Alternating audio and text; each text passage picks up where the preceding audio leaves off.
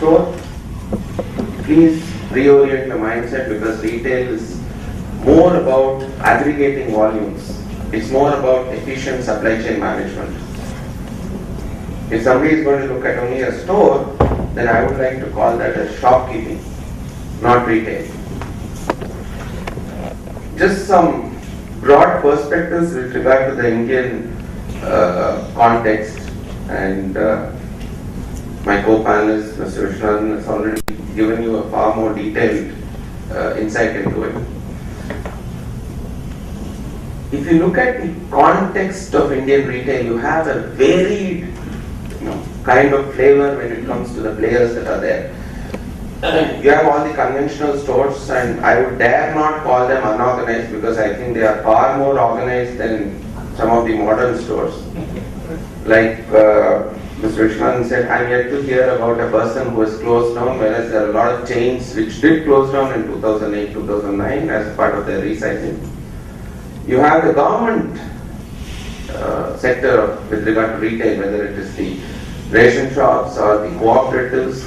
In fact, Mumbai, there are two cooperatives, Apna Bazaar and Sahkari Mandar, which is, I would say, amongst the early pioneers of even self-service format, and they are cooperatives, extremely efficiently run. And of course, you have all the chain stores like supermarkets, hypermarkets, consumer durable stores, cash and carry, etc., etc. Broadly, if you look at the key differentiator between the conventional stores and the rest, the earlier point I told you about aggregating volumes and supply chain management will really hit you in your face. So please keep that as one of the anchoring points in your mind.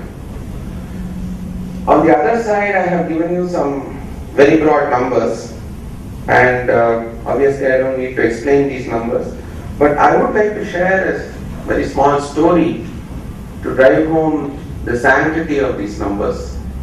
I'm sure all of us have read and heard about the famous Akbar and Birbal stories, right?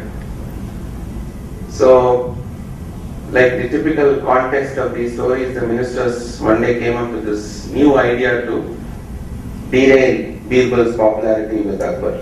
So they came to Akbar and said, Highness, you rule over this large kingdom, but do you really know how big it is? And Akbar suddenly realized, my God, I don't know how big it is.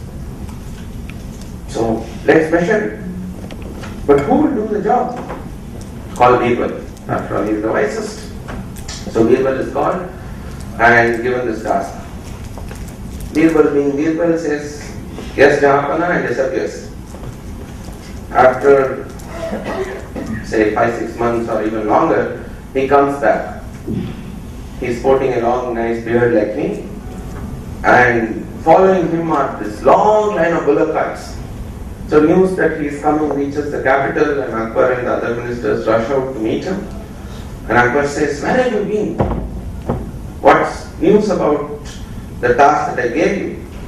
So Birbal says, the results are behind me. The first, 30-40 bullock carts with the white bullocks is the length of your kingdom. And the remaining with the black bullock carts is the width of your kingdom. So Akbar is delighted. So he says, give me this purse of gold coin, and he's about to give it to Birbal when the ministers realize, oh my God, this is not turning out the way we thought. So they said, wait, Jahapana, please wait. We are a very fair and just kingdom and society, and you drive that. How can you reward somebody without checking whether he has done a right job or correct job? Akbar says that's also true. So Birbal, how do you say that this is correct? Your measurements are right. So Birbal turns to ministers and says, my learned colleagues, it would be unfair for me to go and measure this. Why don't you go and measure it and validate it? So the minister suddenly realizes that they are not caught in the middle. Suddenly they say, no. If Birbal has done it, it has to be right. So please give him the gold coin. Now, any data with regard to Indian retail is like the measurement by Birbal. say Technopack or any of the industry bodies or the ICRI report, nobody dares question it, because if somebody turns around and asks me, okay, you go and check. What do I do? I say, no, you are right. Just to give you a very small example of the point I am driving home, we are talking about 12 to 14 million outlets, and this depends on the report that you read. Does it include the small bunk shop that is sprouted 10 days before, say in Velicherry, because suddenly the tenant has moved away and I have this empty room and I just broken the window down and I started selling goods? Your guess is as good as mine.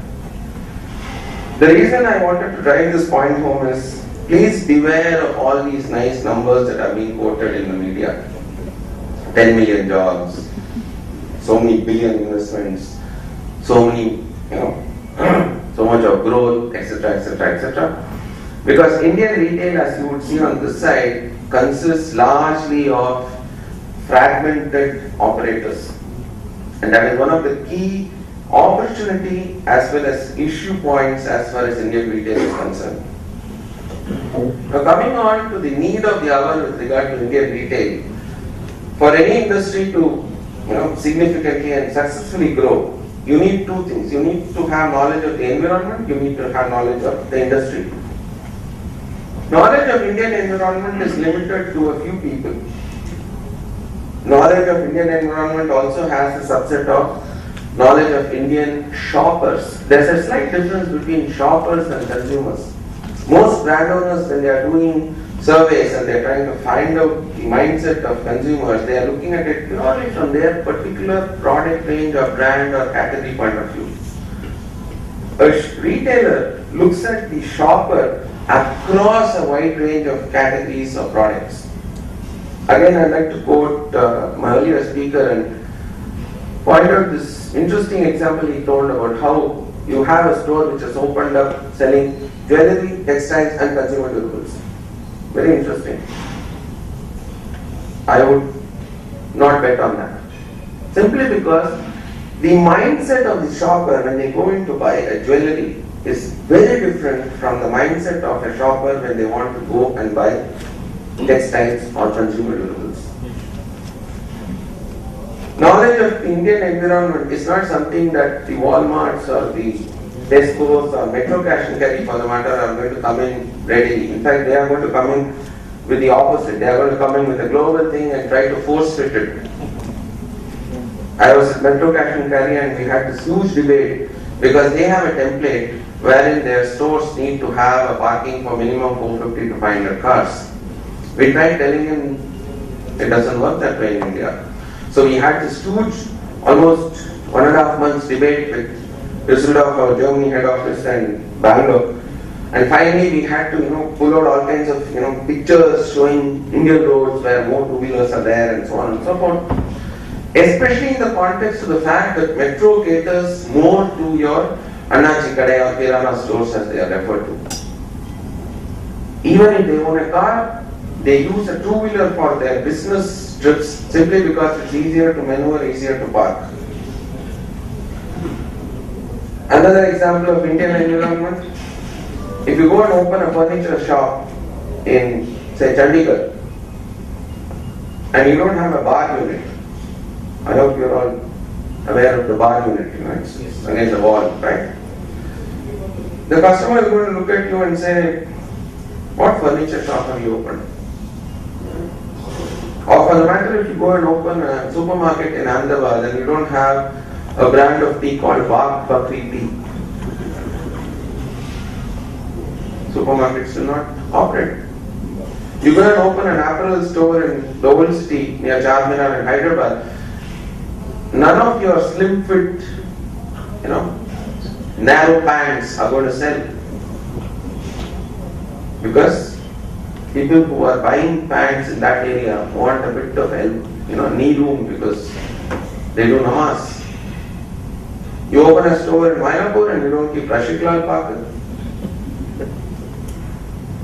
Or you try opening a store in web area and you don't keep, you try to keep even tinned non-veg. That's one side of the Indian environment. The other side of the Indian environment is this wonderful animal called MRP, which possibly only India has. We all will pay whatever the person asks in a multiplex or in a railway station. Technically speaking, we are all indulging in a bit of corruption, and I wonder why Mr. Anna Hazare did not take up this issue also. Foreign retailers are completely lost. When Walmart came into the picture, they got in their own POS to implement, and the POS doesn't know how to handle MRP. Especially when the FMCG companies keep changing MRP every 1 month for whatever reason. Now let me move on to the knowledge of retail point of view. Like I said, because we are all shoppers, we love to think that we all know retail. Retail is not about shopkeeping. No. Even assuming it is a little bit about shopkeeping, I had this very experienced, learned colleague of mine in one of the large retail organizations that I was working with. And during one of the strategy sessions, this person got up and said, "Why don't we have dynamic facing?" To explain facing is nothing but the number of products that are seen when you go to a store. So if I have 3 hammam soaps, it is supposed to be 3 facings. His logic, very sound from a concept, from a strategy point of view, is if I increase the facing of all the top selling brands, it means more inventory on the shelf, therefore on weekends they will sell more, my sales will go much higher, chances of stock out is lesser, customer satisfaction goes up. Brilliant, absolutely brilliant. Excepting the fact that my friend had never set foot inside a store and actually worked there for even 1 hour.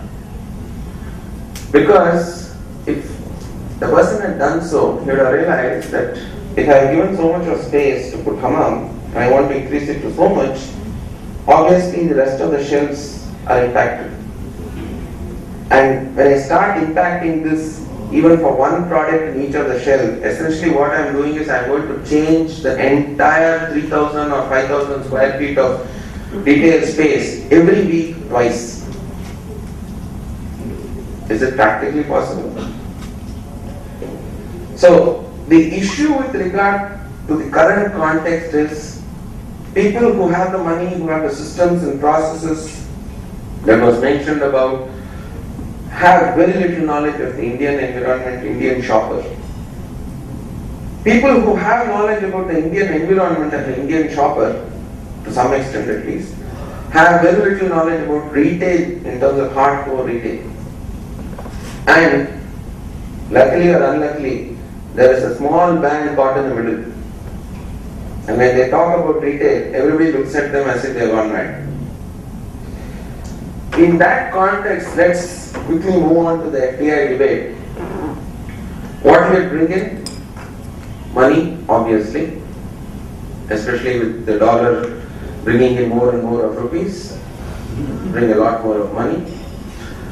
Technology, and when I say technology, I'm not talking about IT, I'm talking about a whole host of technology which could be simple things like tracking customer walk-ins and tracking stockouts in a much better way, systems, processes, etc., etc. More importantly, know-how.